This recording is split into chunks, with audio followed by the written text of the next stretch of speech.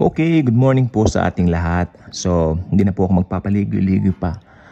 Pag-uusapan natin ngayon tungkol sa hula. Alam niyo yung mga manghuhula, di ba? 50 pesos, ganyan. Especially pag may mga carnival, no? Ito po ay kaugalian ng mga gypsy, mostly. At ito po ay naging popular sa mga circus. At syempre, nang makarating din po sa kaalaman ng mga nasa kabihasnan na, well, they can know their future, ganon-ganon, naging popular po ito. Siguro alam naman po natin, kilala natin kung sino po yung pinaka-popular na manghula sa buong mundo na bagamat matagal na pong patay, ang ngayon popular pa rin po. Pero sasabihin ko po sa inyong katotohanan, ang pagpapahula po ay hindi kinalulugdan ng Panginoong Hesukristo. Okay? Ito po ay mali kahit na sabihin pa nila na may mga tumatama rin, sabi nila, may mga tumatama raw silang mga hula. Pero ang paniwala ko po doon, tsumachamba lang po sila. Sapagkat nakalagay po rito sa mga Bibles natin, please, pakibuksan, Isaiah 46, verses 9 to 10. Nakanta ng mga Biblia natin, okay. 9 to 10, Isaiah 46, 9 to 10, ako po humingi ng paumanhin sa aso. Don't forget this, O guilty ones. Yan. And don't forget the many times I clearly told you what was going to happen in the future. For I am God. Sino nagsasalita? Ang Diyos. I only, makinig pong mabuti, I only, and there is no other like me, who can tell you what is going to happen.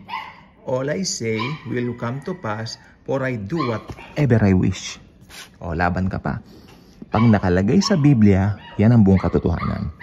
Sa Bible po, meron pong tinatawag na mystery, meron din pong prophecy. Pero hindi naman po yan ang pag-uusapan natin ngayon. Ang prophecy ay hindi katulad ng mga modern day na mga manghuhula ngayon. Ang prophecy ay sinalita ng Diyos ng mga Diyos na si Jesucristo, simula noong una, para ito ay magkaroon ng katuparan in the coming years. Ibig sabihin po roon, fulfillment of the revelation of the Lord Jesus Christ. May purpose po pag nasa Biblia. Yung mga hula ngayon, ewan ko kung ano ang purpose niya, hindi ko alam. Pero ito pong gusto ko pong sabihin sa inyo. Pag sinabi ng Panginoong Jesus na siya lang ang nakababatid ng future, paniwalaan natin. Ito pa po nakalagay dito mga Bibles, please, Jeremiah 29:11, For I know the plans I have for you. Plans to prosper you and to give you future. Okay. I know. Sinong may know? Ikaw ba? Hindi. Si Jesus. Sabi ni Jesus, I know the plans I have for you. Plans to give you a hope in a future. So, ang future nasa kamay pa rin ng Panginoong Hesukristo. Yeah. Kung may narinig ka, hinulaan niya ganito si ganyan.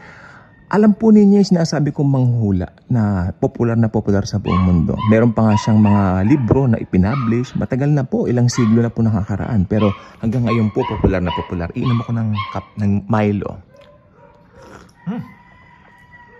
Maganda po sa umaga. Uy, happy 1st of December nga po pala sa atin. Ano?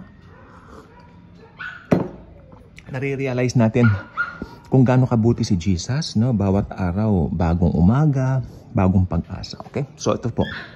Ang pagpapahula po ay kasalanan. Sapagkat nilalabag mo yung katotohanan na ang Panginoon lang ang nakababatid kung ano ang mangyayari sa hinaharap. Okay, bibigyan ko po kayo ng example. Bakit ayaw ni Jesus ng pagpapahula? Ganito yon.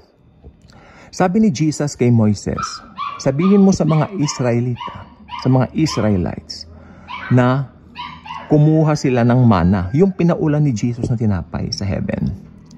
Nagpaulan si Jesus kasi ng mana sa mga Israelita that time. Pero sabi ni, masarap po yun ha, yung manang yun. Bread from heaven siya. Ito po ay kumakatawan o sumisimbolo sa pagkakatawang tao ng Panginoong Jesucristo later on. Pero tingnan po natin ito po. Sabi ni Jesus, nagpaulan ako ng mga tinapay, pangalan nun mana, tell the Israelites na kumuha lang ng para sa isang araw. Good for one day. Pero yung ibang matitigas ang ulo, kumuha ng para sa ganitong araw, para iba kumuha ng stock for months, no? Maraming kinuha. Alam niyo po ang nangyari sa mga pinagkukuha nila? Ha? Alam niyo po nangyari? Nabulok. Kasi hindi sila nagtiwala kay Jesus. Ganon din po sa pagpapahula. Pag nagpahula ka ba diyan, Ayaw ni Jesus yan sapagkat nilalabag mo ang gusto ni Jesus. Gusto ni Jesus sa kanya lang tayo magtiwala. Because Jesus knows the plans for us, plans to prosper us, and plans to give us a future. So again, kung hindi ka pa nakasubscribe sa channel na ito, I invite you to do so. Click the notification bell, share the video, share the wonderful love of the Savior, the Lord Jesus Christ. Thank you, and Jesus truly loves us all. Happy 1st of December to each and every one of us.